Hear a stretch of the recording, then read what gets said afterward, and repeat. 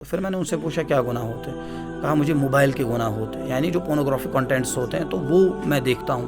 اچھا، پھر میں نے ان کو ایک ہی سجیشن دی، اپنے موبائل کو توڑ دو۔ تو وہاں پہ وہ پورنوگرافک کنٹینٹس، وہ بھی میرے خیال سے 3rd یا 4th میں وہ پڑھ رہا تھا۔ نوجوان آج کل مایوس نظر آتے ہیں، تو ایسا کیوں؟ سب سے بڑی وجہ میں سمجھتا ہوں وہ یہ ہے کہ انہوں نے فلسفے مصیبت کو نہیں سمجھا ہے کہ ہزاروں خواہش ہے ایسی کہ ہر خواہش پہ دم نکلے، بہت نکلے میرے ارماں لیکن پھر بھی کم نکلے، کہ اس قوم کو ایسا درویش درکار ہے، یعنی کشمیری قوم کو ایسا درویش درکار ہے کہ جس میں کلیمانہ صفات ہو۔ نوجوان جابس کے حوالے سے، رزق کے حوالے سے بہت پریشان ہے، ایسا کیوں؟ رزق ایک انسان کا اس طریقے سے تعاقب کرتا ہے کہ جس طرح یعنی ملک الموت انسان کا تعاقب کرتا ہے۔ کئی نوجوان جو دین کی طرف آنا چاہتے ہیں، دین کا مطالعہ کرنا چاہتے ہیں، لیکن جب وہ کنفیوژن کا شکار ہوتے ہیں تو وہ پھر دوری اختیار کرتے ہیں۔ تو آپ نے ایک کتاب بھی لکھی اس کے بارے میں، لیکن آپ اس کا خلاصہ یہاں پہ پیش کریں کہ دین کا مطالعہ کیسے کیا جائے۔ ہر ایک کو اپنا حق دیا جائے، عالم کو عالم ہونے کا حق دیا جائے اور عوام الناس کو عوام الناس ہونے کا حق دیا جائے۔ اب جو ہمارے نوجوانوں پر جو اس وقت ویسٹرن فلسفی کا یا مطلب مغربی نظریات افکار کا جو غلبہ ہے، تو ظاہر سی بات ہے کہ اس میں بہت زیادہ ریشنلٹی ہے۔ وہ اصول گئے، وہ دن گئے کہ جب ایک ٹرائبل انٹرپریٹیشن ہوتی تھی، اب نیا دور ہے، نئے دور کے تحت تو یہ نئے چیلنجز ہے۔ اچھا، یہ آپ کو کہہ رہے ہیں کہ یہ اس بندے کو نہیں پڑھنا ہے، یہ اسلام سے خارج ہے، بدعتی ہے، اس کا لٹریچر مت پڑھو۔ آپ سوشل میڈیا پہ فرینڈز بنا رہے ہیں، ٹویٹر پہ فرینڈز بنا رہے ہیں، انسٹا پہ یا باقی جو بھی آپ سوشل میڈیا پلیٹ فارمس ہیں، ان فرینڈز کے ساتھ پھر ملنا، ان فرینڈز کے ساتھ ورچولی چیٹ کرنا وغیرہ، تو آپ کے لیے یہ دنیا اب امپورٹنٹ بن چکی ہے۔ اس پہ کتاب ہے جوناتھن ہیڈٹ، اس کا نام ہے دی اینشیس جنریشن، اس کو آپ دیکھیں۔ اور ایک کتاب ہے نکولس کی شیلوز۔ ریڈنگ کلچر جو ہے وہ ختم ہوتا جا رہا ہے۔ کہیں پہ کوئی بندہ ایسا نہیں ملے گا کہ جو آپ کو یہ کہے کہ دعوے کے ساتھ کہے کہ مطلب میں نے آج تقریباً 100 صفحات پڑھی۔ چائنا میں بالکل اس کے اپوزٹ میں ہے، یعنی وہ اپنے بچوں کو موبائل نہیں دیتے، وہ اپنے بچوں کو ٹوائز دیتے ہیں۔ آئی فون جو ہے نا وہ ایک آپ یوں سمجھ لیجئے کہ ایک آپ کی زندگی کا ایک پیرامیٹر معیار بن چکا ہے۔ ابھی ہماری جو پیرنٹس ہیں نا وہ بچوں کی شفقت جو ہے نا ان پہ بہت زیادہ غالب ہے۔ اگر یہی حال رہا جیسا کہ اس وقت ہماری جنریشن کا ہے، جو ولاگنگ کلچر آج آپ دیکھ رہے ہیں، جو ریلز کا کلچر آپ آج دیکھ رہے ہیں، اگر یہی حال رہا اور یہی کنڈیشن رہی تو پھر آگے جا کر پتہ نہیں یہ نسل کیا رہی۔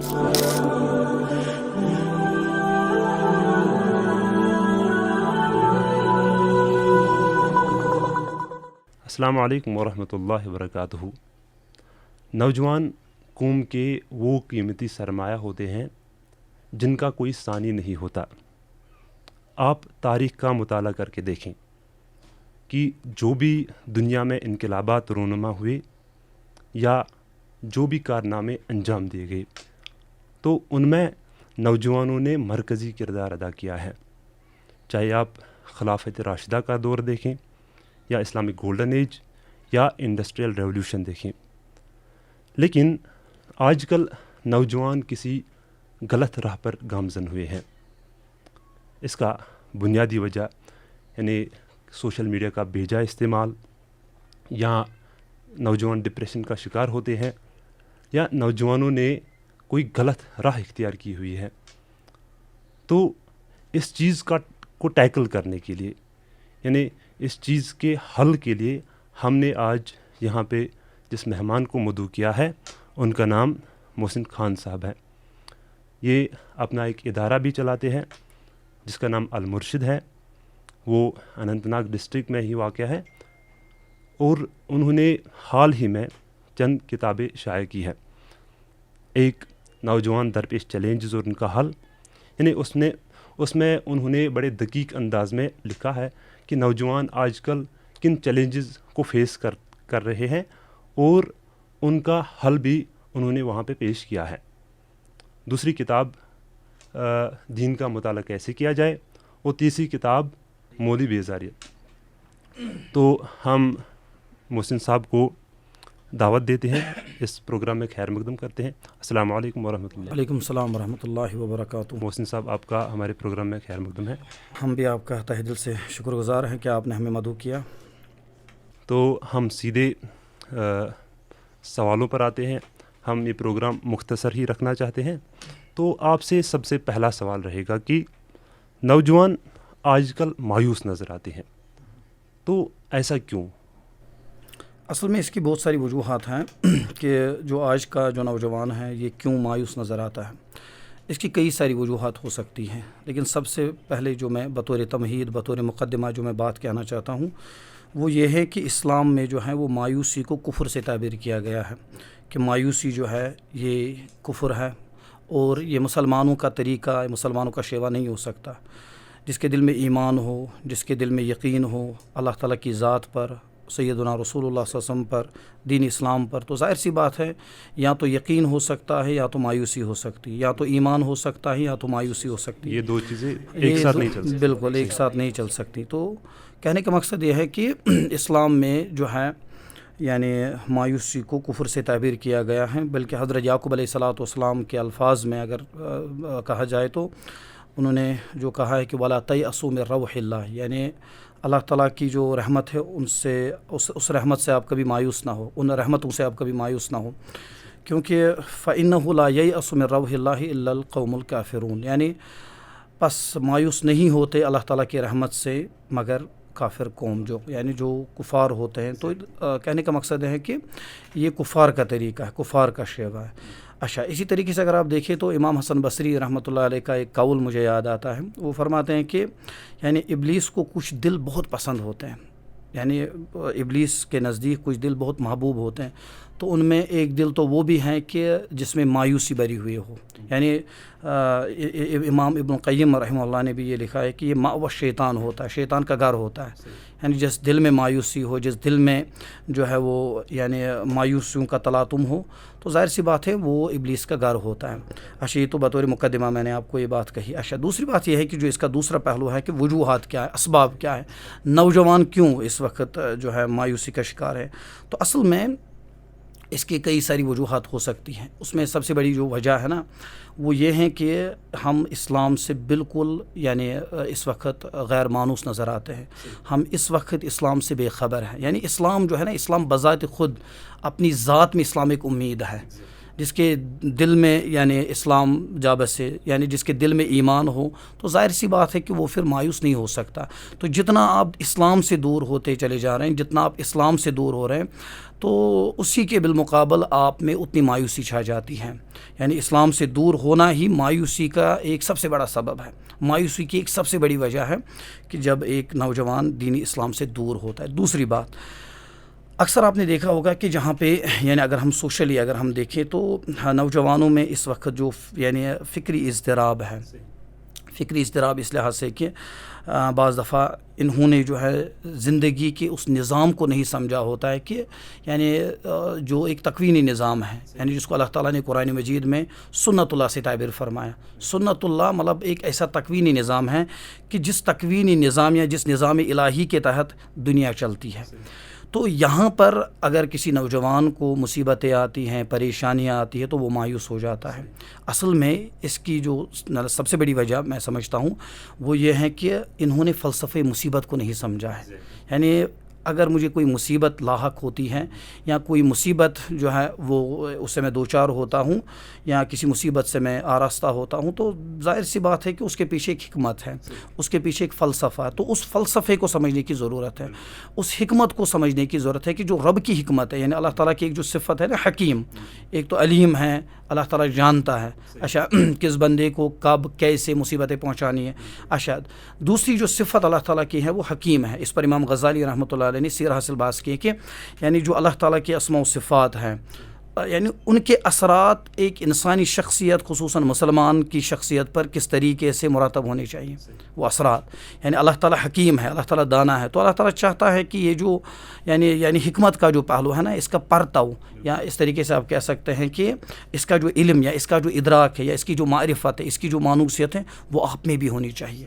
یعنی آپ اپنے آپ کو، اپنے ذہن کو، اپنی ذہنی سطح اور بالغی کو اس سطح پر لے جائے کہ جہاں پہ آپ کو یہ سمجھ میں آئے کہ اس چیز کے پیچھے یا جہاں پہ آپ کو یعنی سمجھنے میں آسانی ہو کہ یہ مصیبت آئی تو اس کے پیچھے اللہ تعالیٰ کی کوئی نہ کوئی حکمت ضرور ہوگی. تو لہٰذا میرے خیال سے جب مصیبتیں آتی ہیں، اچھا کسی نوجوان کو نوکری نہیں ملتی، کسی نوجوان کو کچھ اور چیز نہیں ملتی، تو اس کو اصل میں یعنی دنیا کا جو نظام ہے اللہ تعالیٰ کا، جس کو میں نے عرض کیا کہ سنت اللہ سے تعبیر کیا گیا ہے، تو وہ نظام اس کو سمجھ میں نہیں آتا کہ دنیا کیسے چلتے. یہاں ہر ایک چیز جو ہے نا وہ آپ کو آپ کے حساب سے نہیں ملے گی، آپ کی مرضی کے مطابق، آپ کی مشیت کے مطابق نہیں ملے گی.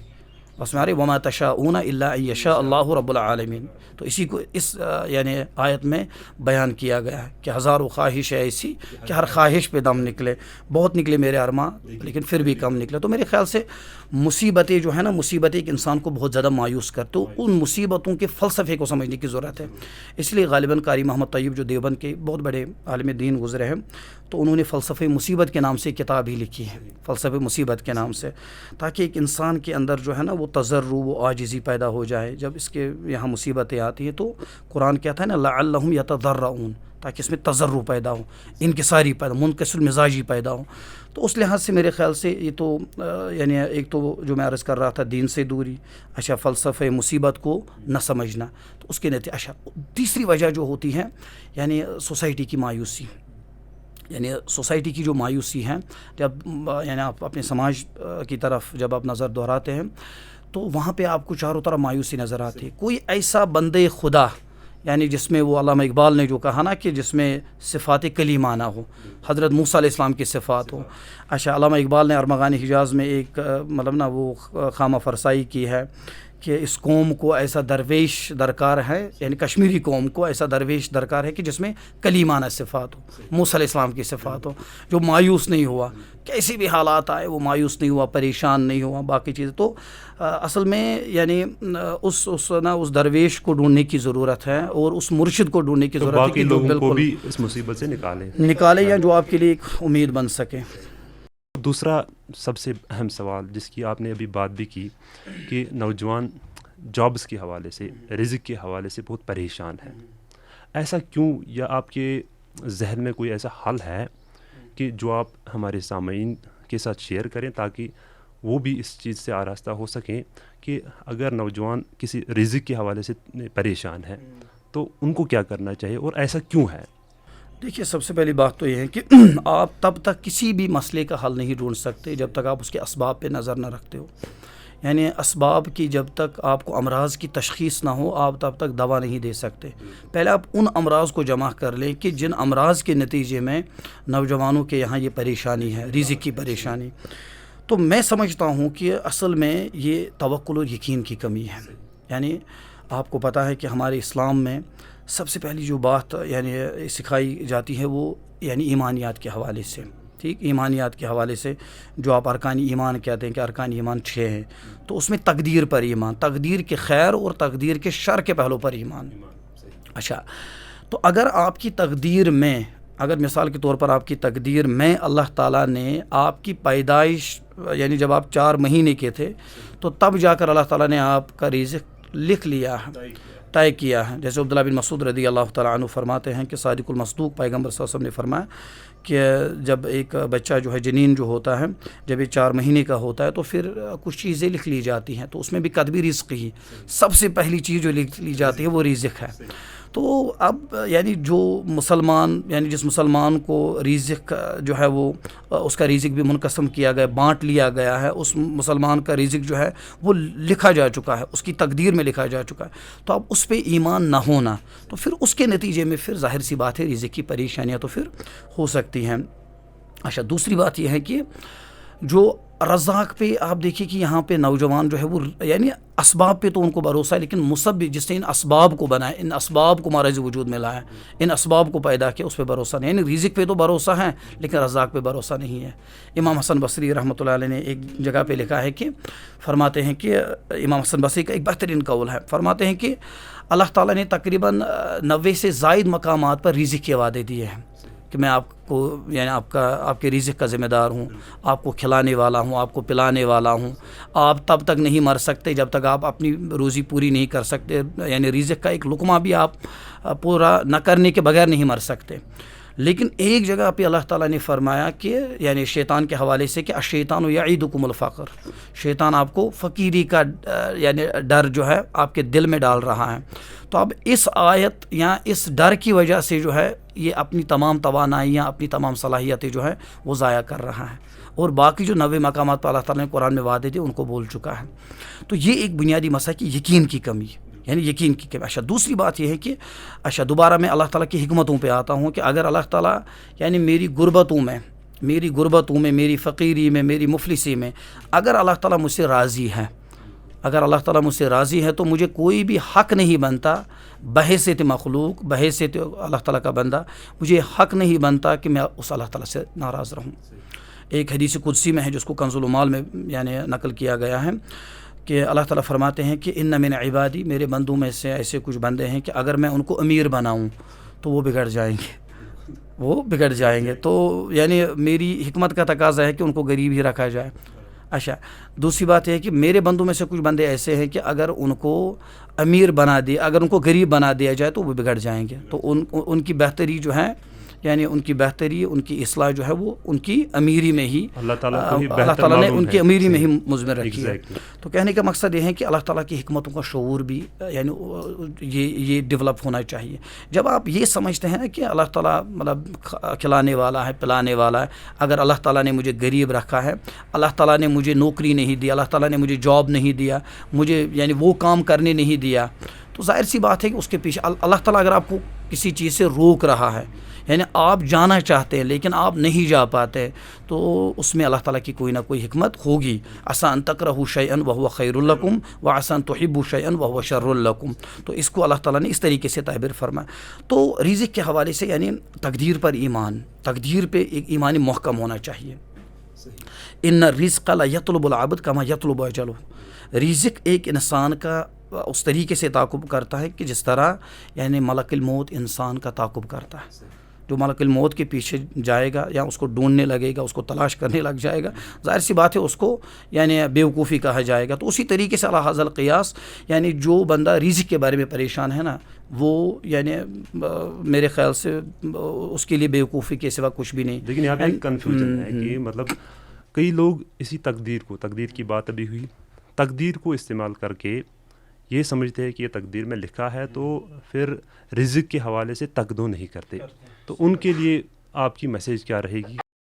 امام غزالی رحمۃ اللہ علیہ نے اگر آپ ان کی احیاء العلوم اٹھائیں تو احیاء العلوم کے بارے میں مولانا ابوالحسن ندوی نے کہا تھا کہ ہماری جو پوری اسلامی تاریخ ہے وہ احیاء العلوم کے بغیر نامکمل ہے.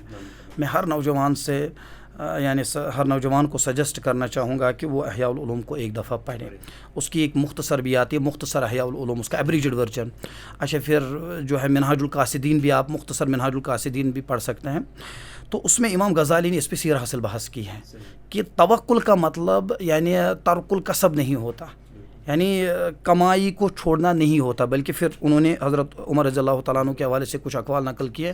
حضرت عمر فرماتے ہیں کہ کچھ اشخاص نے، میرے سننے میں آیا ہے کہ کچھ اشخاص نے جو ہے وہ یعنی تقدیر پہ بھروسہ کر کے، تقدیر پہ انحصار کر کے جو ہے اب کمانا چھوڑ دیا ہے. تو فرماتے ہیں کہ یہ جو ہے یہ یعنی اللہ تعالیٰ کے احکامات سے جو ہے فرار ہے، اللہ تعالیٰ کے احکامات سے تنفر ہے.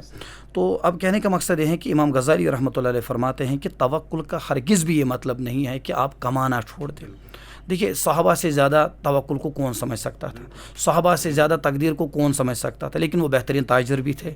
حضرت عثمان غنی رضی اللہ تعالیٰ، حضرت ابوبکر صدیق تاجر تھے.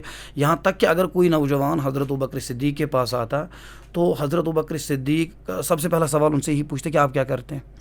تو اگر ان کا جواب یہ ہوتا ہے کہ میں بیکار ہوں، ابھی میں کچھ نہیں کر رہا ہوں، ابھی میرے پاس کوئی جاب نہیں ہے، ابھی میرے پاس کوئی تجارت کا مشورہ نہیں، تو پھر حضرت ابوبکر صدیق کو بہت غصہ آتا، وہ آگ بگولے ہو جاتے اس وجہ سے کہ یہ کیوں نہیں کما رہا ہے. اچھا بعض دفعہ حضرت عمر فاروق رضی اللہ تعالیٰ عنہ جمعہ کے بعد جو صحابہ جمعہ پڑھ کے مسجد میں بیٹھا کرتے تھے ان کو نکال لیتے تھے، زبردستی نکالا کرتے تھے وہاں سے. پھر کیا کرو گے، گھر والوں کو کیا کھلاؤ گے. تو اصل میں کمانا جو ہے نا، یعنی توکل کا مطلب، تقدیر کا مطلب جو ہے عدم کسب نہیں، یعنی تقدیر کمانے کے مخالف نہیں ہے. بس ہماری یعنی تقدیر کمانے کے مخالف نہیں ہے. تو تقدیر کا مطلب یہ ہے کہ یعنی پہلے اونٹ کو باندھو اور اس کے بعد اللہ تعالیٰ پر توکل کرو, جس کو آپ کہتے ہیں السعی منی والاتمام من اللہ, کوشش میری طرف سے اور اتمام اللہ تعالیٰ کی طرف سے. لیکن تقدیر جو ہے نا, تقدیر کی بحث جو ہے یہ بہت گنجلک بحث ہے. ہماری تاریخ میں آپ دیکھیے کہ اس میں دو گروہ مطلب آلریڈی ہم پاتے ہیں. تو ان میں ایک قدریہ کے ایکسٹریم ہے اور دوسری جو ایکسٹریم ہے وہ جبریہ کے ایکسٹریم ہے. ایک کا ماننا یہ تھا کہ ہم پوری تقدیر کے پابند ہیں, ہم کچھ نہیں کر سکتے. اچھا, دوسروں کا ماننا یہ تھا کہ جو دوسرا گروہ تھا وہ کہتے تھے کہ ہم تقدیر کے ہاتھوں مجبور ہیں, اور دوسرا گروہ کہتا تھا کہ نہیں, ہم تقدیر سے آزاد ہیں. اہل السنہ والجماعہ جو ہے وہ تقدیر یعنی وہ تقدیر کے عقیدے میں وہ بالکل معتدل اور جو معدلت شعری کا جو راستہ ہے تو اس یعنی اس راستے پر گامزن ہے. تو کہنے کا مقصد یہ ہے کہ تقدیر کا مطلب ترک کسب نہیں ہے, کہ مطلب آپ کو کمانا نہیں ہے. صحابہ نے کمایا, تابعین نے کمایا, تبع تابعین نے کمایا. اس پہ تو سیر حاصل بحث امام غزالی نے کی ہے احیاء العلوم میں. واللہ اعلم. اور اس کے بعد سب سے اہم سوال, بلکہ میں سمجھتا ہوں کہ اس وقت ان تمام سوالات میں سے یہ سب سے اہم سوال ہے, وہ ہے دین کا مطالعہ. کئی نوجوان جو دین کی طرف آنا چاہتے ہیں, دین کا مطالعہ کرنا چاہتے ہیں, لیکن جب وہ کنفیوژن کا شکار ہوتے ہیں تو وہ پھر دوری اختیار کرتے ہیں. تو آپ نے ایک کتاب بھی لکھی اس کے بارے میں, لیکن آپ اس کا خلاصہ یہاں پہ پیش کریں کہ دین کا مطالعہ کیسے کیا. دیکھیے, بہت سارے نوجوان مجھ سے اکثر سوالات پوچھتے رہتے ہیں واٹس ایپ پر یا باقی جو سوشل پلیٹ فارمس ہیں. تو ان پر اکثر ایک سوال ہوتا ہے کہ ہم پڑھنا چاہتے ہیں لیکن کیسے پڑھیں, کیا پڑھیں, کس طریقے سے پڑھے, اس کا لاہ عمل کیا ہے, اس کا جو ہے منہج کیا ہونا چاہیے, اور میتھڈالوجی اور منہج کیا ہونا چاہیے, طریقہ کار کیا ہونا چاہیے. تو یہ ایک سوال ہے کہ بعض نوجوان تو مجھ سے یہ بھی پوچھتے ہیں کہ ہم بہت پڑھتے ہیں لیکن وہی کھودا پہاڑ نکلا چوہا. تو اس طریقے سے تو اب کہنے کا مقصد یہ ہے کہ نوجوان جو ہے نا, پہلے وہ اپنی صلاحیتوں کا تعین کرے کہ میرے اندر صلاحیت کیا ہے, کس فیلڈ کی صلاحیت ہے. یعنی مثال کے طور پر اگر کسی نوجوان کو زیادہ ٹیسٹ قرآن میں ہے, وہ قرآنک اسٹڈیز میں جانا چاہتا ہے, تو اس کے لیے بھی ایک لاہ عمل کہ آپ کو قرآنک اسٹڈیز میں جانے کے لیے کیسے مطالعے کا سفر شروع کرنا ہے. اچھا, اگر کوئی علم حدیث میں جانا چاہتا ہے, اصول الحدیث میں اگر کوئی جانا چاہتا ہے, تو اس میں بھی اپنا ایک منہج ہے کہ کس طریقے سے آپ کو جانا ہے. آپ براہ راست اورینٹلسٹ سے سٹارٹ نہیں کر سکتے. آپ علم حدیث کو, اصول الحدیث کو مستشرقین کے زاویے سے, استشراق کی زاویے سے نہیں سمجھ سکتے. ظاہر سی بات ہے, اس کے لیے کچھ اصول ہیں, مبادیات ہیں, بنیادیں ہیں. تو ان بنیادوں کو پہلے سمجھنا ہوگا, یعنی اس کے لیے اصول ہیں. تو من حرم الاصول حرم الوصول, ایک مشہور جو مقولہ ہے عربی میں کہ جو اصولوں سے محروم رہا وہ منزل سے محروم رہا. یعنی ہر ایک علم کے, ہر ایک فن کے اپنے اصول اور ضوابط ہوتے ہیں, قواعد ہوتے ہیں, میگزمس ہوتے ہیں. تو ان مناہج کو, ان میتھڈالوجیز کو پہلے پڑھنا ہے. اچھا, کسی کا ٹیسٹ اصول فقہ میں ہے تو اصول فقہ میں جا سکتا ہے, تو اس کے اپنے مناہج ہیں. کسی کا ٹیسٹ جو ہے وہ تاریخ میں ہے تو اس کے بھی اپنے مناہج ہیں. اچھا, اسی طرح کسی کا عقیدے میں, کسی کا عربی زبان میں. تو کہنے کا مقصد ہے کہ پہلے آپ اپنی صلاحیتوں کا تعین کریں کہ آپ کس فیلڈ میں جانا چاہتے ہیں. آپ کس فیلڈ میں آپ قرآنیات میں جانا چاہتے ہیں, آپ حدیث اسٹڈیز میں جانا چاہتے ہیں, آپ فقہ میں جورسپریڈنس میں جانا چاہتے ہیں, یا اسی طریقے سے آپ تاریخ میں جانا چاہتے ہیں. تو پھر جا کر آپ کو پہلے اس فیلڈ میں لٹریچر ریویو کرنا پڑے گا. لٹریچر ریویو کہ مثال کے طور پر اگر آپ کو حدیث میں کتاب, مطلب آپ کو حدیث کے فیلڈ میں جانا ہے یا قرآنک فیلڈ میں جانا ہے, تو آپ پہلے لٹریچر ریویو کریں گے کہ اس موضوع پر آج تک کلاسیکل سے لے کر برابر معاصرین تک کتنی کتابیں لکھی گئی ہیں. مثال طور پر پہلی کتاب مثلا الاتقان فی علوم القرآن ہے, یا البرہان ہے زرکشی صاحب کی, یا اسی طریقے سے باقی کتابیں. اس سے پہلے بھی کتابیں لکھی گئی, لیکن میں یعنی جو باضابطہ طور پر اس علوم القرآن کے فن پر جو تدوین شروع ہوئی, اس سے پہلے بھی مطلب بہت ساری کتابیں جو ہیں وہ لکھی جا چکی ہیں, لیکن وہ غیر منضبط کتابیں تھیں. لیکن جلال الدین سیوطی ہو یا امام زرکشی ہو, یا اس کے بعد بھی جو بھی یعنی آئے, مثلا شاہ اللہ محدث دہلوی رحمۃ اللہ علیہ کے الفاظ الکبیر کے نام سے جو اس وقت تفسیر پہ ایک مایہ ناز کام ہیں. تو اب اس طریقے سے اس کو پہلے لٹریچر ریویو کرنا پڑے گا کہ مطلب یہ کتابیں ہیں تو ان کو پہلے کلاسیکل کتابوں کو پڑھنا. اچھا, اس میں بھی پھر آپ کو دیکھنا ہے کہ مختصرات کو آپ کو دیکھنا ہے. مختصرات مطلب جو ان کتابوں کے ایبریجڈ ورژنس ہیں, ان کتابوں کے. ظاہر سی بات ہے کہ پہلے یعنی سٹیپ میں آپ والیومنس بکس نہیں پڑھ سکتے. ابو الحسن ندوی کے الفاظ میں آج کی جو ایج ہے, جس ایج میں ہم رہ رہے ہیں, یہ سینڈوچ ایج ہے. یہاں پہ شارٹ کٹ, ہر ایک چیز پہ شارٹ کٹ. تو اب آپ شارٹ کٹ ڈھونڈ رہے, تو اس کے لیے بھی ہمارے سلف نے جو ہے یعنی اختصار مختصرات لکھی ہیں. ٹھیک ہے, اختصاراً کچھ یعنی مثال طور پر مطلب نخبۃ الفکر ہے, تو اس کی بھی ایک اختصار آئی ہے یعنی المختصر من نخبۃ الفکر کے نام سے, تو اس کا بھی ایک اختصار آیا ہے. اچھا, تو ان اختصارات کو یا مختصرات کو دیکھ کر آپ اپنے علم کا سفر شروع کر سکتے ہیں. پھر جا کر جو اس فن میں مثال طور پر آپ کو دشواریاں پیش آتی ہیں, آپ کو کہیں پہ سوال مطلب ذہن میں آتا ہے, کوئی ڈاؤٹ یعنی آپ کو بار بار ستا رہا, تو آپ ظاہر سی بات ہے اس فن میں جو یہاں پہ ایکسپرٹیز رکھنے والا بندہ ہوگا تو اس کے ساتھ آپ رابطہ کر سکتے ہیں اور پھر اپنے سوالات اس طریقے سے آپ حل کر سکتے ہیں. صحیح. لیکن اس میں ایک کنفیوژن ہے کہ مطلب کوئی سمجھو کوئی لے مین ہے, اس نے آج تک مطلب اسلام کے حوالے سے کوئی لٹریچر کا مطالعہ نہیں کیا, اب اس کو کچھ بنیادی باتیں سیکھنی ہیں جو ضروری چیزیں اسلام کے بارے میں, تو اس حوالے سے وہ کن کتابوں کا مطالعہ کرے؟ دیکھیے, جہاں تک مطلب جو عوام الناس ہے, جو لے مین ہوتا ہے, جس کو بیچارے کو ابھی کچھ پتہ ہی نہیں ہے, تو اس کو بھی پہلے یعنی اس حوالے سے اپنی کمزوریوں کا تعین کرنا ہوگا. مثال کے طور پر کسی عام انسان کو, عام مسلمان کو, اس کو قرآن پڑھنا نہیں آتا, تو پہلے اس کو قرآن سیکھنا ہے. یعنی ایسا نہیں ہے کہ وہ پہلے علوم الحدیث سیکھے گا اور اس کو قرآن پڑھنا نہیں آتا. اچھا, پہلے اس کو قرآن مجید پڑھنا جو ہے اس کو وہ سیکھنا ہے. قرآن مجید کو تلفظ کے ساتھ, تجوید کے ساتھ, یا اسی طریقے سے قرآن کے کچھ حصے اگر وہ حفظ بھی کر لیں تو اس پہ پہلے فوکس کرنا ہے. اگر وہ یہ مرحلہ جو ہے عبور کر لیتا ہے تو اس کے بعد وہ پھر دوسرے مرحلے میں جا سکتا ہے اس طریقے سے. اچھا, اور دوسری بات یہ ہے کہ اس کو یعنی جو علماء کے مسائل ہیں نا, ان میں اس کو الجھنا نہیں چاہیے. عوام کا جہاں تک تعلق ہے, عوام کو جو ہے نا وہ موٹے موٹے جو مسائل ہیں, ان مسائل میں, موٹے موٹے مسائل میں جو ہے ان کو مطلب ان کو اپنا مصرف بنائیں, تو ان کو اپنا مطمع نگاہ بنائیں, اور اس کے بعد جو ہے اپنی زندگی ان تعلیمات سے سنوارنے کی کوشش کریں. یہی وجہ ہے کہ آپ دیکھیے کہ مطلب امام نووی ہیں, امام نووی رحمۃ اللہ علیہ, انہوں نے کیوں کتاب الاربعین لکھی؟ کتاب الاربعین لکھنے کے پیچھے کیا ڈرائیونگ فورس تھا؟ تو اس کے پیچھے یعنی جو سب سے بڑا میں سمجھتا ہوں جو سب سے بڑا ڈرائیونگ فورس تھا وہ یہی تھا کہ عوام الناس کے لیے کچھ چیزیں رکھی جائیں.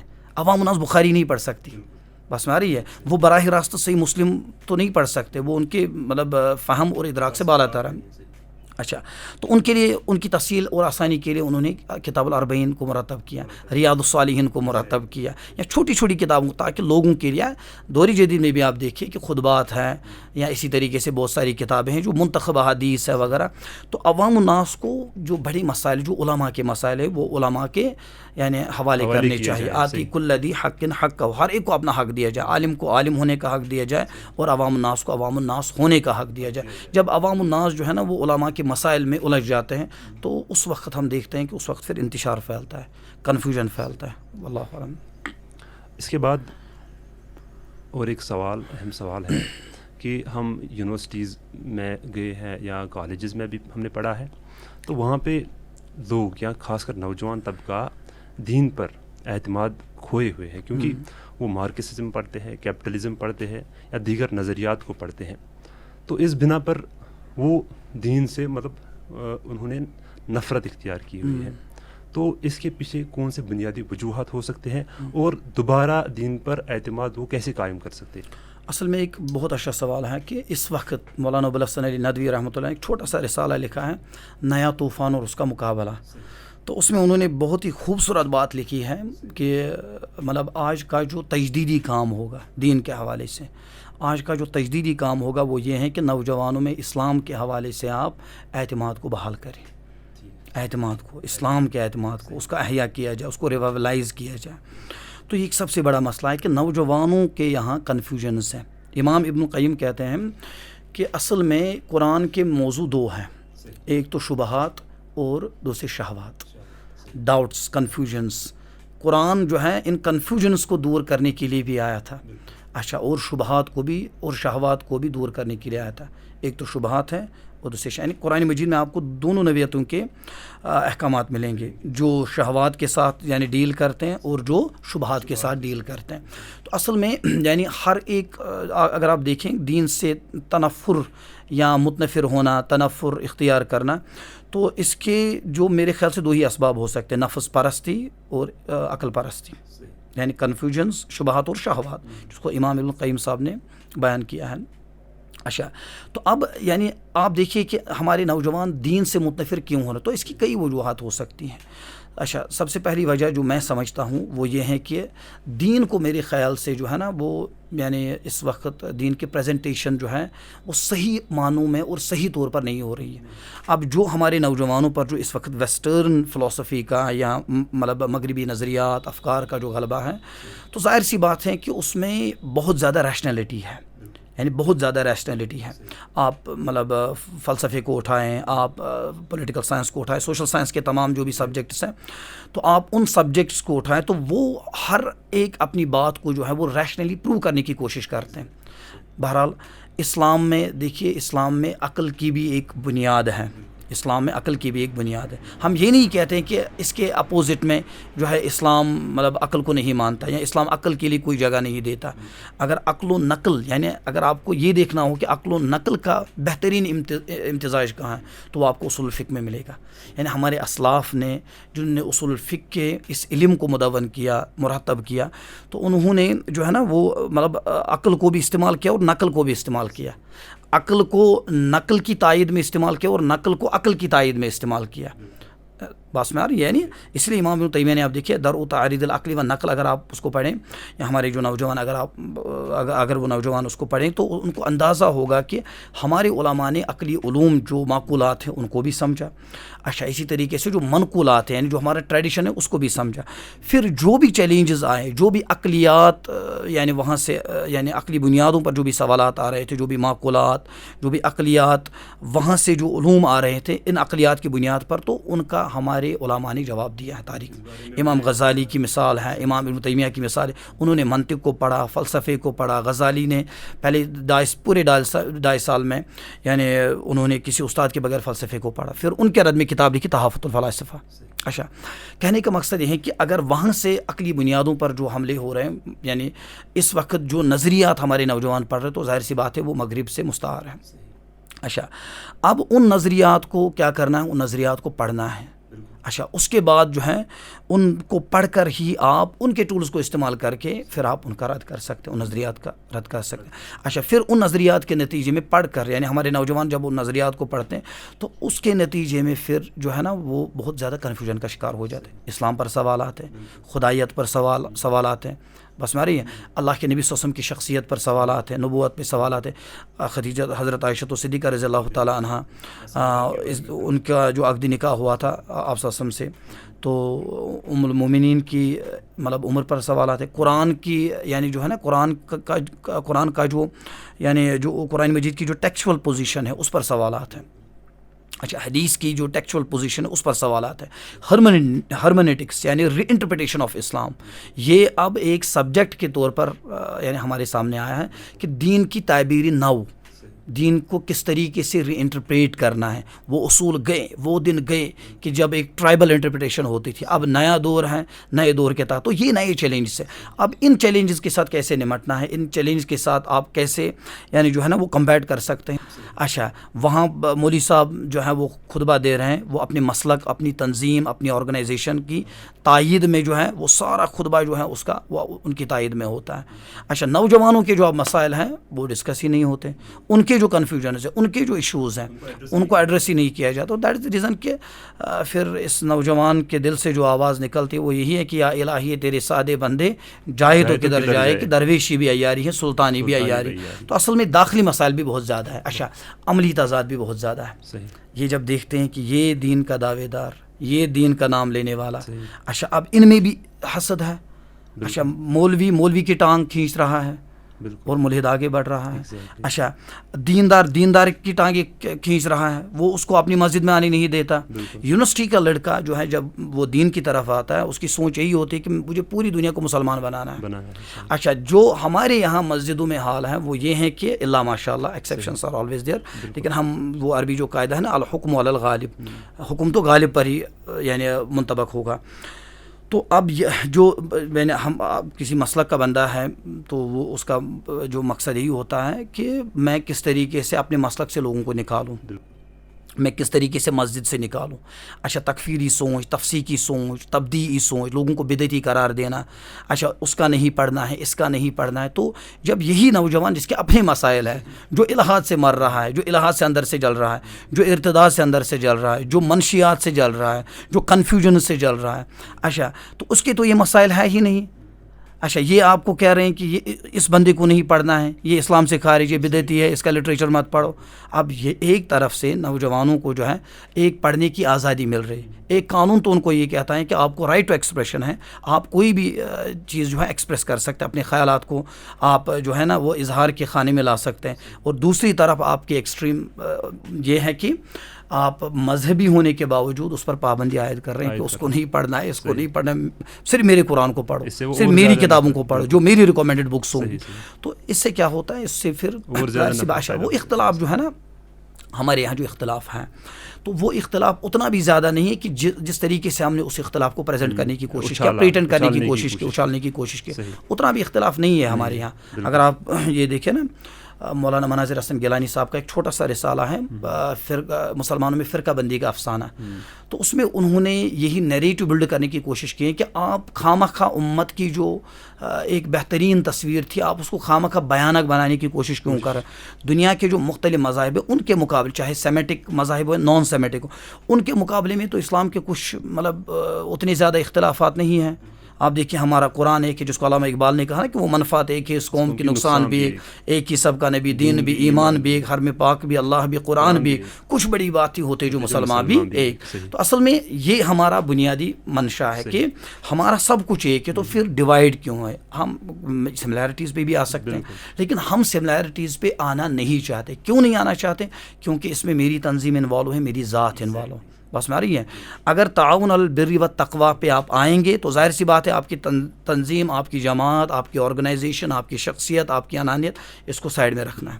لیکن جو آپ نہیں رکھنا چاہتے, پھر جب نوجوان مسجد میں آتا ہے وہ آپ کی لڑائیاں دیکھتا ہے, جھگڑے دیکھتا ہے, تو ظاہر سی بات ہے تو وہ پھر دین کے قریب نہیں آتا.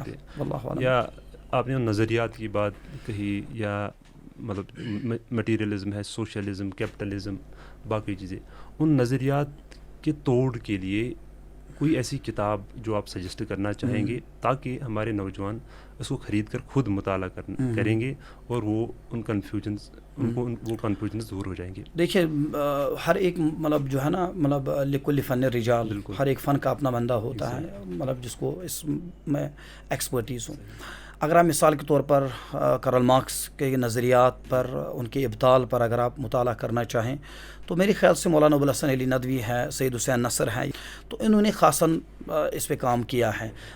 لیکن سید حسین نصر جو ہے نا یعنی اس معاملے میں جو ہے وہ کافی مہارت رکھتے ہیں اس معاملے, یعنی انہوں نے فلاسفیکلی یعنی ایک فلسفیانہ انداز میں انہوں نے جو ہے وہ یعنی اس پر جو ہے وہ رد لکھا ہے, اس کی تردید کی ہے, اس کو غلط ثابت کرنے کی کوشش کی ہے.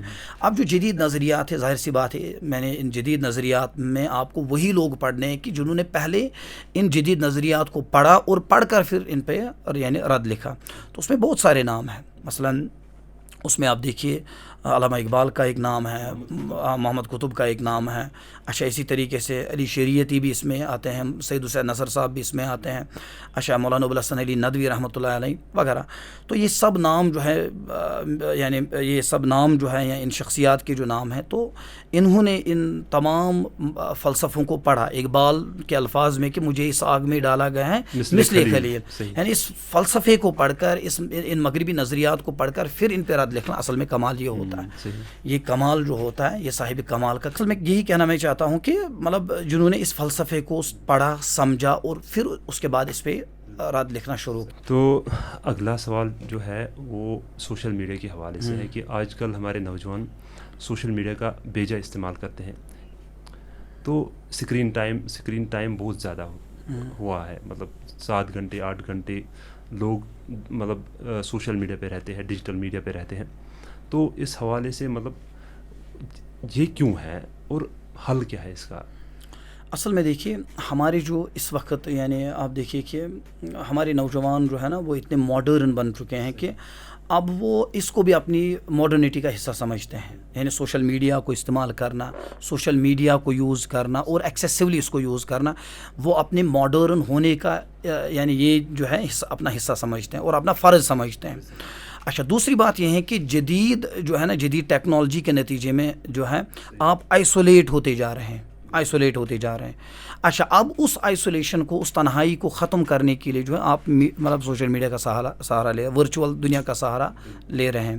آپ سوشل میڈیا پہ فرینڈز بنا رہے ہیں, ٹویٹر پہ فرینڈز بنا رہے ہیں, انسٹا پہ یا باقی جو بھی آپ سوشل میڈیا پلیٹ فارمس ہیں تو ان پہ آپ فرینڈز بناتے. تو یہ ایک بہت بڑا مسئلہ ہے. تو ان فرینڈز کے ساتھ پھر ملنا, ان فرینڈز کے ساتھ ورچولی چیٹ کرنا وغیرہ, تو آپ کے لیے یہ دنیا اب امپورٹنٹ بن چکی ہے. لیکن جو آپ کی ریئل لائف ہے جو اس کے بالکل اپوزٹ میں ہے, تو اس ریئل لائف کو آپ جو ہے نا وہ آپ دیکھتے نہیں.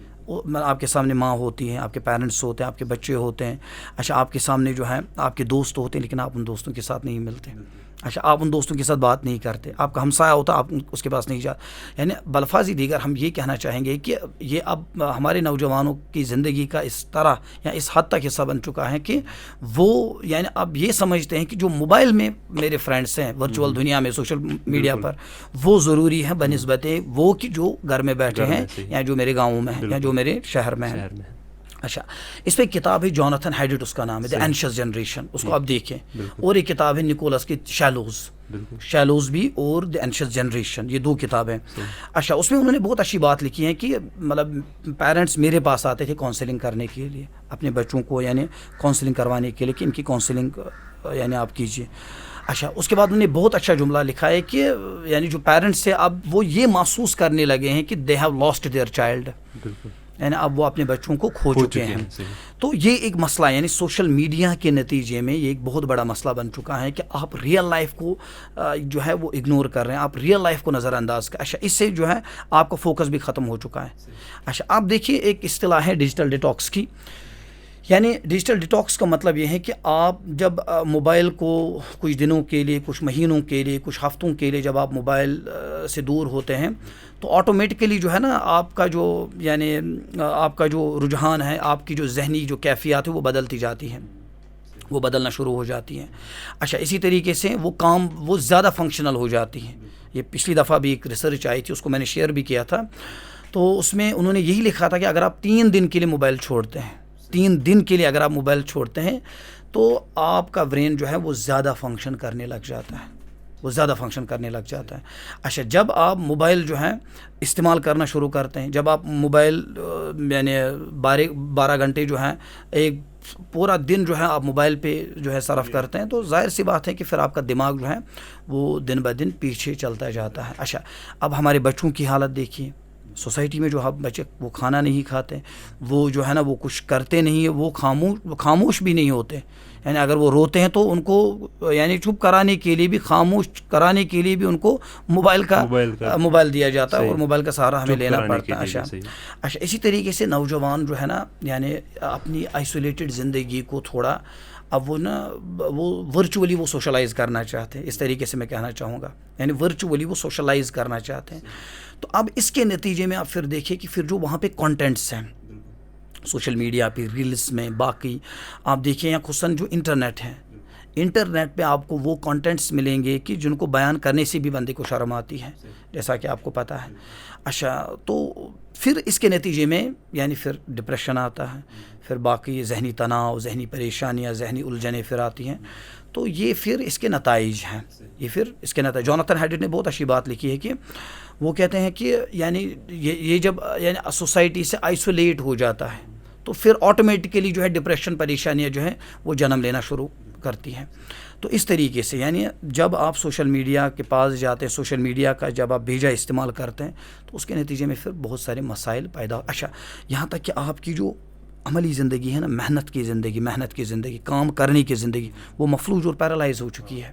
ہے کہ نہیں, وہ پیرالائز ہو چکی, وہ بہت زیادہ متاثر ہو. آپ پڑھتے نہیں ہے, کلچرل آپ دیکھیے ریڈنگ کلچر جو ہے وہ ختم ہوتا جا رہا ہے. کہیں پہ کوئی بندہ ایسا نہیں ملے گا کہ جو آپ کو یہ کہے کہ دعوے کے ساتھ کہے کہ مطلب میں نے آج تقریباً 100 صفحات پڑھے یا میں نے ایک مہینے میں 2 کتابیں فنش کی. تو یہ ریڈنگ کلچر جو ہے یہ اس کے نتیجے میں ختم ہوتا جا رہا ہے. آپ ہر ایک چیز کو نا ڈیجیٹلائز کرتے جا رہے ہیں, اپنی ریلیشن کو بھی, اپنی پرسنل لائف کو بھی, اچھا اپنی پرائیویسی کو بھی, آپ سب کچھ جو ہے ہر ایک چیز کو آپ شیئر کرنا چاہتے ہیں. آپ اس کے حوالے کرتے ہیں اپنا, آپ ہر ایک چیز, آپ نے کوئی بھی چیز پرائیویٹ نہیں رکھی ہے. آپ مطلب کھانا کھاتے ہیں, آپ مثال طور پر ساگ کھاتے ہیں تو ساگ کو اسنیپ چیٹ پہ چڑھا کر جو ہے اس کو ایک ڈش کے طور پر آپ پیش کرتے ہیں. اچھا اسی طریقے سے باقی چیزیں, تو اپنی پرائیویٹ لائف کو بھی آپ نے متاثر کیا, یعنی آپ نے پوری انسانیت یا پورے لوگوں کو جو ہے نا آپ نے ان کو اپنی پرائیویٹ لائف میں جو ہے داخل کر لیا ہے. پھر وہ آپ لائک کرتے ہیں, کامنٹ کرتے ہیں, آپ کو ایسے نہیں چڑھانا تھا, آپ کو ایسے چڑھانا تھا وغیرہ. تو میرے خیال سے آج کے دور میں اگر آپ کو, یعنی اگر کسی نوجوان کو لگ رہا ہے نا کہ موبائل میری سب سے بڑی کمزوری ہے. ایک دفعہ مجھے فون آیا, 11 بجے تھے, ایک نوجوان مجھے فون کر رہا تھا, اب میں ڈسٹرکٹ کا نام نہیں لوں گا, تو انہوں نے مجھے بتایا کہ میں میریڈ ہوں, میں ایئر فورس میں کام کرتا ہوں, میں میریڈ ہوں, لیکن مجھ سے بہت زیادہ گناہ ہوتے ہیں. تو پھر میں نے ان سے پوچھا کیا گناہ ہوتے ہیں؟ کہا مجھے موبائل کے گناہ ہوتے ہیں, یعنی جو پورنوگرافک کنٹینٹس ہوتے ہیں تو وہ میں دیکھتا ہوں. اچھا پھر میں نے ان کو ایک ہی سجیشن دیا, اپنے موبائل کو توڑ دو, اپنے موبائل یعنی بلاک دی وے, اس کو اصول فقہ میں سد الذریعہ کہتے ہیں. اگر آپ کو لگ رہا ہے کہ یہ راستہ جو ہے اس راستے سے شیطان مجھے حملہ کر رہا ہے تو اس راستے کو آپ بلاک کریں. بس ہمارے یعنی اگر کسی نوجوان کو لگ رہا ہے کہ یہ میرے ایمان کے منافی ہیں, یہ میرے ایمان کے اپوزٹ ہیں, تو آپ ایک کام کیجئے, آپ اس موبائل کو توڑ دیجئے. اگر آپ کو لگ رہا ہے کہ موبائل کی وجہ سے مجھے مطلب پرابلمس ہو رہے, میرا ایمان کمزور ہوتا جا رہا ہے, میرے مسائل جو ہیں روحانی مسائل بڑھتے جا رہے ہیں, تو میرا جو ہے نا وہ جو مرض بڑھتا گیا جوں دوا کی, تو اسی طریقے سے میری روحانی دنیا ہے. تو اگر ایسا آپ کو محسوس ہو رہا ہے تو اپنے موبائل کو, کوئی ضرورت, ایمان زیادہ امپورٹنٹ ہے بنسبت یعنی ایز کمپیئر ٹو موبائل. تو میرے خیال سے یہ کچھ سجیشنز تھیں. صحیح. اور اس حوالے سے مطلب پیرنٹس کو یا ٹیچرس کو آگے آنا پڑے گا. ہاں آپ دیکھیے, اس میں ایک بات میں شامل کرنا چاہتا ہوں. ہم آج یعنی کہتے ہیں کہ آپ اسکولس میں یا گھر میں آپ جو ہے وہ بچوں کو زیادہ اسکرین ٹائم دے, ان کو تھوڑا ڈیجیٹلائز کر. لیکن ویسٹ میں ایسا نہیں, ویسٹ میں بالکل اس کے اپوزٹ ہے. چائنا میں آپ دیکھیے, چائنا میں بالکل اس کے اپوزٹ میں ہے, یعنی وہ اپنے بچوں کو موبائل نہیں دیتے ہیں, وہ اپنے بچوں کو ٹوائز دیتے ہیں. ہاں بالکل, وہ ٹوائز دیتے ہیں, اپنے بچوں کو ٹوائز دیتے ہیں. اچھا ہم جو ہے نا ہم احساس کمتری کا شکار ہیں, اصل میں انفیریٹی کمپلیکس ہے. ہم کامیابی اسی چیز کو سمجھتے ہیں کہ یعنی جب ہمارے پاس آئی فون ہوگا, جب ہمارے پاس یہ ورچوئل چیزیں ہوں گی تو واہ کریں گے. دراصل ہماری کوئی اپنی آئیڈینٹی نہیں ہوتی, اپنا کوئی مستقل تشخص نہیں ہوتا. اب ہم یہ باہر سے مصنوعی تشخص بنانے کے لیے جو ہے نا اپنی زندگی کو ڈیفائن کرنے کے لیے آئی فون جو ہے نا وہ ایک آپ یوں سمجھ لیجئے کہ ایک آپ کی زندگی کا ایک پیرامیٹر معیار بن چکا ہے. کیا وہ آپ کی زندگی کو ڈیفائن کرے, اس کے پاس آئی فون ہے, یہ برانڈڈ لائف گزارتا ہوگا اور ایسا اور ویسا, اس کے پاس یعنی ایپل کا لیپ ٹاپ ہے یا ایسا کچھ ہے. تو آپ اصل میں ایسے بندوں کے پاس جو ہے نا وہ کوئی ایسا تشخص نہیں ہوتا, ان کے پاس کوئی ایسا اپنا تشخص نہیں ہوتا, کوئی مستقل تشخص نہیں ہوتا کہ جس کی وجہ سے یہ سماج میں پہچانی جا سکے, جو ان کی پہچان کا ذریعہ بنے. تو اب یہ مصنوعی اور آرٹیفیشل جو ہے نا وہ پہچان قائم کرتے ہیں سوسائٹی میں ان چیزوں کے ذریعے سے, یعنی سوشل میڈیا کے ذریعے, سوشل پلیٹ فارمز کے ذریعے سے. اچھا دوسری بات یہ ہے کہ بندہ جو سوشل میڈیا پہ دکھتا ہے یا اسٹیٹس میں دکھتا ہے وہ ویسا عملی زندگی میں ویسا نہیں ہوتا. بالکل بس میں آ رہی ہے, یعنی وہ عملی زندگی میں ویسا نہیں ہوتا. یہ جسٹ آپ سمجھ سکتے ہیں کہ لوگ اپنے ہونے کا جو ہے نا وہ دکھاوا کر رہے ہیں, اپنے ہونے کا وہ پریٹینڈ کر رہے ہیں کچھ چیزوں کو, باقی ویسے کچھ نہیں ہوتا. پیرنٹس اور ٹیچرز کا کیا مطلب کردار رہتا ہے اس میں, اس چیز میں؟ میرے خیال سے ابھی ہماری جو پیرنٹس ہیں نا وہ بچوں کی شفقت جو ہے نا ان پہ بہت زیادہ غالب ہے. بچوں کی شفقت, یعنی وہ بچوں کا رونا برداشت نہیں کرتے. اچھا اور بچہ ابھی رونا سٹارٹ کر لیتا ہے اور وہ اس کے ہاتھ میں موبائل تھما دیتے ہیں, یہ ایک بنیادی مسئلہ ہے. اچھا اب ٹیچرز جو ہیں, اب میں نے بہت سارے اسکولس میں دیکھا ہے کہ وہاں پہ بچوں کو ٹیبز دیے جا رہے ہیں, بچوں کو وہاں پہ لیپ ٹاپ دیے جا رہے ہیں. اچھا ایک اسکول میں تھا, میں اس کا نام نہیں لینا چاہوں گا, تو وہاں پہ میں نے دیکھا کہ بچوں کو ٹیبز دیے گئے ہیں. اچھا ایک بچہ جو تھا وہ پورنوگرافک کانٹینٹس دیکھتا تھا اس وقت, وہ یعنی جب میں نے اس ٹیب پہ نظر ڈالی, وہاں پہ وائی فائی بھی فری تھا, تو وہاں پہ وہ پورنوگرافک کانٹینٹس, وہ بھی میرے خیال سے 3rd یا 4th میں وہ پڑھ رہا تھا. اچھا وہ اس وقت مطلب he was watching pornographic contents at the time. تو کہنے کا مقصد یہ ہے کہ مطلب اس طریقے سے اس کے اپنے نقصانات ہیں. بچوں کو جتنا ہم اس سے دور رکھیں گے تو یعنی اتنا بہتر ہے. ہاں اتنا بہتر ہے. جتنا آپ بچوں کو اس سے دور رکھیں گے, جتنا آپ بچوں کو اس کی نفرت دلائیں گے, یعنی آپ بچوں میں ایسا مزاج پیدا کریں کہ وہ خود اس سے دور ہو جائے, وہ خود موبائل کو چھوڑنے کے لیے مجبور ہو جائے. جیسا چائنا میں ہو رہا ہے, امریکہ میں اب نئی جو ہے نا وہ یعنی وہ اب انڈیویجولزم کی طرف آ رہا ہے. مطلب وہ انفرادی زندگی متاثر ہوئی تو اب ایک نیا نظریہ آیا, وہ انڈیویجولزم کا نظریہ, نظریہ انفرادیت جس کو آپ کہتے ہیں, کہ آپ نے اپنی انڈیویجول لائف کو متاثر کیا, تو اب اس انڈیویجول لائف کو وہ اب دوبارہ بحال کرنا چاہتے ہیں. اس طریقے سے ایسا مسئلہ ہے. تو کہنے کا مقصد ہے کہ میرے خیال سے بچوں کو اس سے بہت دور رکھنا چاہیے. جتنا ہم ان کو دور رکھیں گے یعنی اتنا ہمارے لیے بہتر ہے, ہمارے مستقبل. ان میں بھی ابو الحسن ندوی صاحب نے گورکھپور الہ آباد میں 1959 میں 2 لیکچر دیے تھے. تو پھر بعد ازاں ان 2 لیکچرز کو پھر کتابی شکل میں لایا گیا. اچھا, جب وہ کتابی شکل میں وہ بکلیٹ ہے, وہ کتابچہ ہے, وہ منظر عام پہ آ, تو اس کا ٹائٹل ہے آئندہ نسلوں کے اسلام کی ضمانت. آپ آئندہ جو آنے والی نسلیں ہیں ان کو آپ کس زاویے سے دیکھ رہے اور کس راہ پہ چھوڑ رہے ہیں. حضرت یعقوب علیہ السلام نے اپنے بچوں کو جمع کیا اور اس کے بعد کہا کہ میرے بعد آپ کس کی عبادت کرو گے, میرے بعد آپ کس کی بندگی کرو گے. تو اپنی نسل, اچھا انبیاء آتے تھے, کعبہ کو تعمیر کیا حضرت ابراہیم علیہ السلام نے, اس کے بعد دعا کی اے میرے مولا ربی اجعلنی مقیم الصلاۃ ومن ذریتی ربنا وتقبل. تو اپنی ذریت کی فکر ہو رہی ہے, اپنی نسل کی فکر ہو رہی ہے. اگر یہی حال رہا جیسا کہ اس وقت ہماری جنریشن کا ہے, جو ولاگنگ کلچر آج آپ دیکھ رہے ہیں, جو ریلز کا کلچر آپ آج دیکھ رہے ہیں, اسی طریقے سے جو باقی چیزیں آپ ہمارے بچوں میں دیکھ, چھوٹے چھوٹے بچے ہیں, ابھی ہمیں بھی یعنی موبائل کے بارے میں اتنا ایکسپوجر نہیں ہے جتنا ان کو ہے. تو اب کہنے کا مقصد ہے کہ اگر یہی حال رہا اور یہی کنڈیشن رہی تو پھر آگے جا کر پتہ نہیں ہے نسل کیا رہے گی, کیا یہ دین پر رہے گی یا کسی اور مذہب پر رہے گی. اللہ عالم. چلے محترم جزاک اللہ, لیکن کوئی ایک ایسی مختصر میسیج جو آپ ہمارے سامعین کے لیے رکھیں گے؟ تو میرے خیال سے آخر پر جو خصوصاً مطلب ہمارے جو نوجوان ہیں, علامہ اقبال نے بھی جو ہے نا کشمیری نوجوانوں کی صلاحیت کا اعتراف کیا ہے. اگر آپ ارمغانی حجاز اٹھائیں تو ارمغانی حجاز میں علامہ اقبال نے کہا, ایک جگہ پہ لکھا ہے کہ چھپے رہیں گے زمانے کی آنکھ سے کب تک, آب گوہر ہے ولر کے تمام یکدانہ. تو اصل میں علامہ اقبال اس میں یہ کہنا چاہتے ہیں کہ انہوں نے اس کو ولر سے یعنی ہمارے نوجوانوں کو ولر سے تشبیہ دی ہے, ان کی صلاحیتوں کو. ہم بہرحال کہنے کا مقصد ہے کہ انہوں نے بھی یعنی ان کی صلاحیتوں کا اعتراف کیا ہے. تو اپنی صلاحیتوں کو پہچانیں اور ان کو دین کے کام میں لگائیں, ان کو دین کے کام میں صرف کریں. اچھا, دوسری بات یہ ہے کہ جو آپ کی صلاحیتیں ہیں اس کو اپنی قوم کی تعمیر میں اور امت کی تعمیر میں لگائیں. یعنی اس وقت جو ہے نا, اس وقت بہت سارے کرائسز ہیں, بہت سارے کرائسز ہیں. اب ہم وہ تو نہیں کہہ سکتے, آپ سمجھ سکتے ہیں.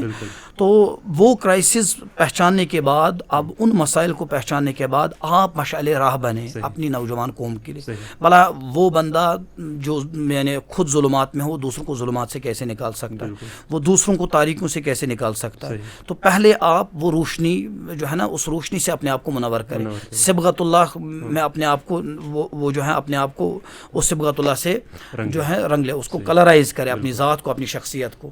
اچھا, تب جا کر آپ اپنی قوم کے لیے مشعل راہ بن سکتے ہیں. تو ان چیزوں اپنی زندگی کو بامقصد بنائیں, اپنی زندگی کو ایک مقصد دے, ایک جہت دے, ایک ڈائریکشن دے.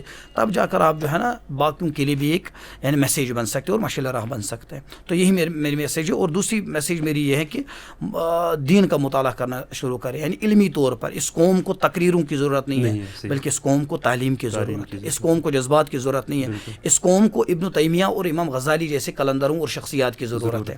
تو تبھی جا کر یہ قوم آگے جا سکتی ہے. تو ظاہر سی بات ہے ہمیں انہی شاہینوں پر نظر ہے جن کو اقبال نے شاہین کہا ہے.